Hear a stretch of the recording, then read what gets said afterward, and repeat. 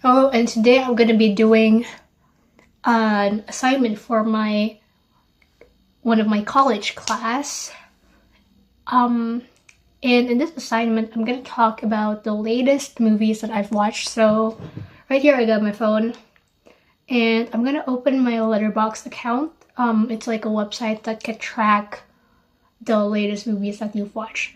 So I'm just gonna I'm gonna quickly open my account and see what's up. So actually, I haven't locked this movie yet because I'm actually watching that movie right now.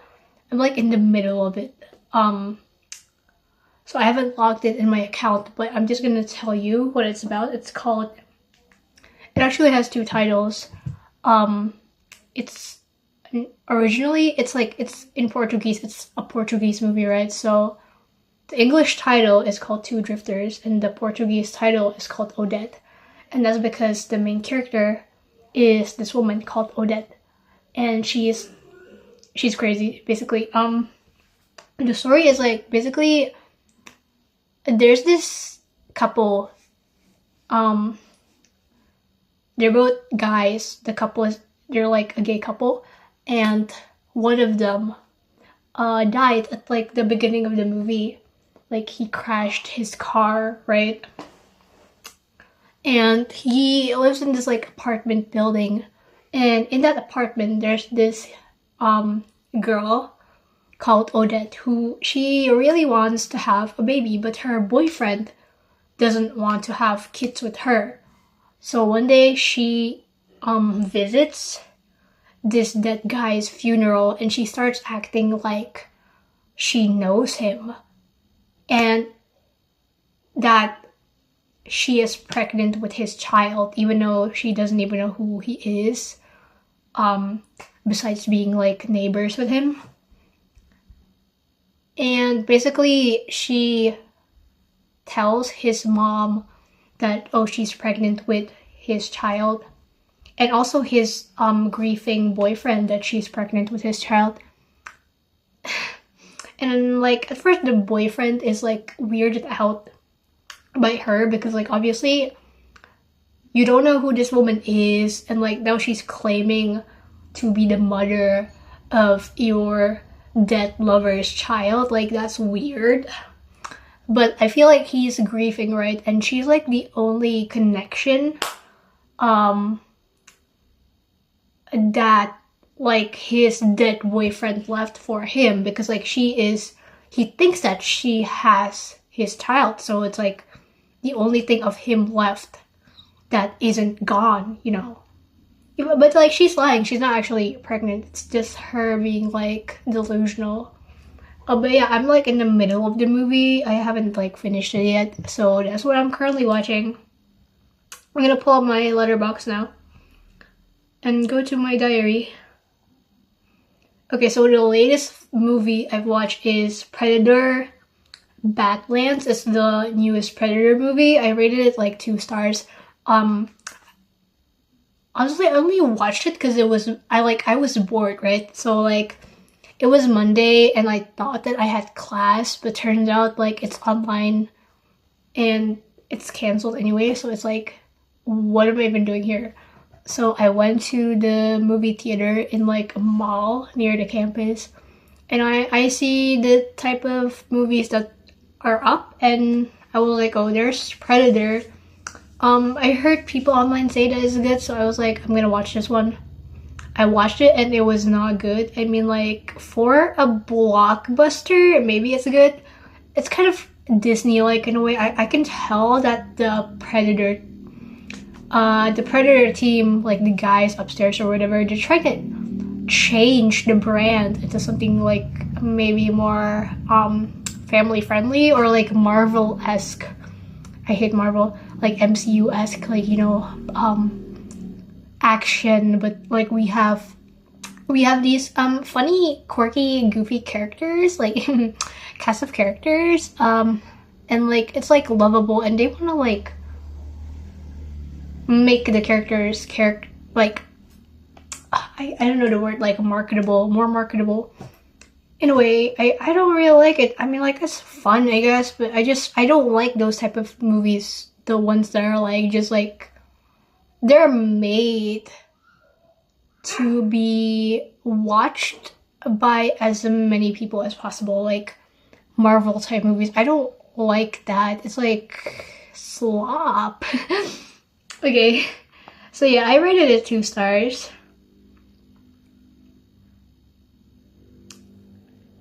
Oh, there's this I've also rewatched this movie. It's a Mexican movie called Y tu mamá también. Translation in English is And Your Mother Too. It's absolute cinema. It's peak fiction. I really like that movie. I watched it like 4 times already.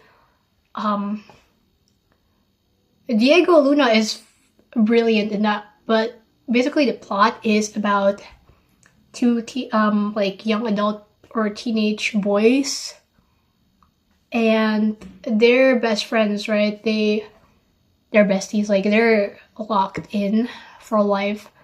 But then they meet this woman, and she became like a catalyst for them in questioning their friendship, because like they're both into her, right? And at first they're like, oh, we're gonna like I don't know if I could say it here, but it's like we're gonna make love to this woman together, you know. But like they went to a road trip with this woman, but like during the road trip, the woman's affection is kind of like divided between them. So sometimes she would get closer to one guy and the other would get jealous, and like vice versa, you know. And it caused like a rift between their friendship that makes them question, like, are they really friends, or is it just like something that they've been accustomed to because they like it's what they know, you know. But all of this, like the tension and everything, it all peaks during the end when they're at this beach, which is like their final destination. And the woman confronts them. She's like, I think you guys secretly want each other and are just using this competition as like an excuse to like not confront your actual issues. And then the three of them make love, like together. And during the love making, the two guys kiss each other. And then after that, the woman died, and then they never talk again. Sometimes you don't really have to say much, because silence and the lack of telling, it already tells so much, like.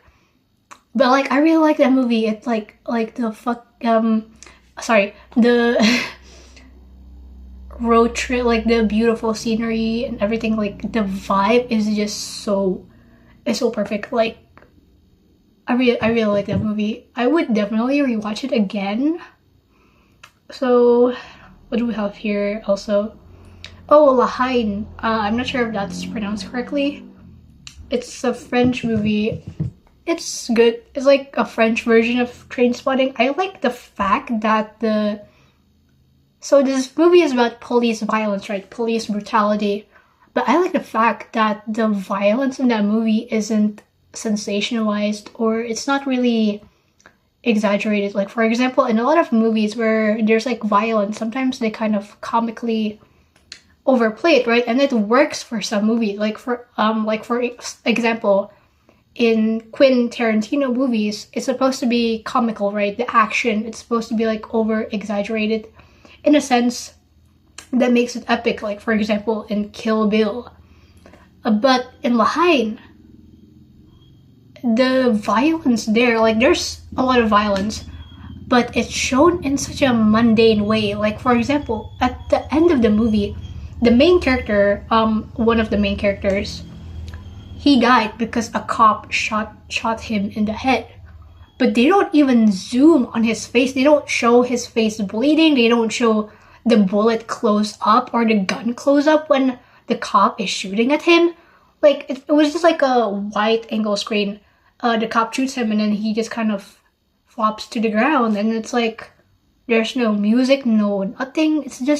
it just happens. And like, I love that because it really shows that for these people, the main characters, they're lower class immigrants, right? Basically people who are the minority. Violence, they're like very accustomed to it.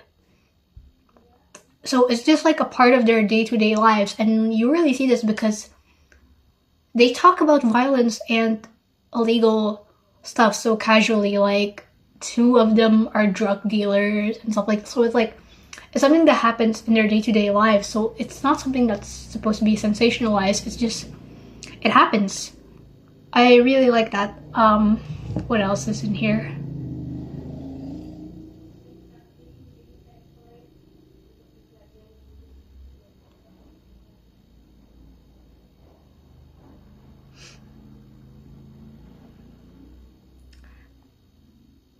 I'm trying to think of a movie I could talk about that I could say freely what happens in that movie without censoring myself.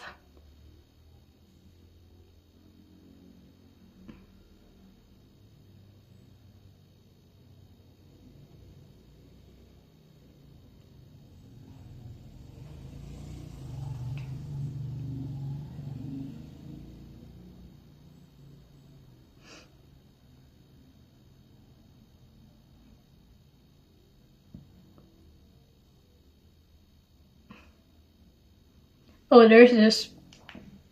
It's called Roma. It's a Mexican movie. I rated it like 2.5 stars. A lot of people like it. I think it won an Oscar, but I thought it was kind of boring. It's this like black and white movie about this maid who works for like an upper class family, and it's just supposed to showcase the kind of class distinction between them and like the stuff going on Mexico during that period, which is like the 1970s, right? So like lots of student riots happening. I thought it was nice. Like, it manages to convey what it wants to convey beautifully. I like the camera work. I really like the way they kind of pans to a scene very naturally. I think the shots are beautiful, but it's just lacking. Like, I feel like with a lot of these Oscar bait movies, like, sorry, I'm just gonna call it what it is. It's Oscar bait. I could easily detect an Oscar bait movie. Like, if it's from like the US, it's like always gonna be some feel good. Oh, I come from a broken home, but like I met this parental figure who make me have a better outlook on life. And like sometimes I think during the 80s, 90s, they were big on like sports teams and like family sports teams, stuff like that. But if it's like Mexican Oscar bait, it's very easily identifiable because it always takes place in like a time period where there's like lots of student revolutions and cartel stuff, and barely any music. Sometimes it's shot in black and white, and it's just about a character who's going through stuff in a violent setting, but like it's kind of casual in a sense, like mundane but not mundane. Kind of like Lahain, but Lahain does it better. I can't really describe how. I think it's because Lahain is just, it flows naturally, you know? But like these feel like Oscar bait. I'm just gonna name names, okay? There's this one. It's called Roma, the one I just told you about. There's one called Gueros. I'm not sure if I'm pronouncing it correctly, but it's like a 2014 movie. It's also shot in black and white. It's made by some guy named wait, I forgot.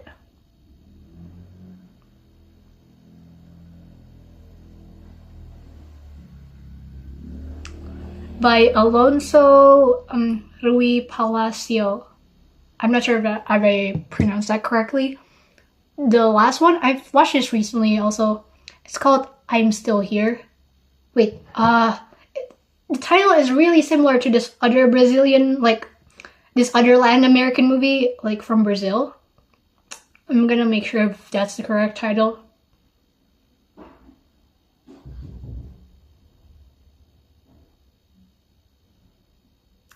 Oh yeah, I'm Still Here is the Brazilian one. Wait, what's the Mexican one called? It has a very similar title.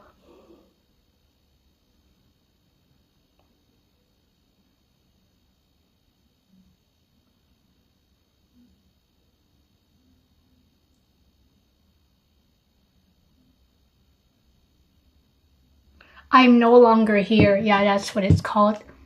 But yeah, these are, I feel like they're Oscar bait, but like Mexico version. Anyway, the time is already 16 minutes, so I feel like I should end it. So yeah, those are the latest movies I've seen so far and like my general thoughts on them. Thanks for watching.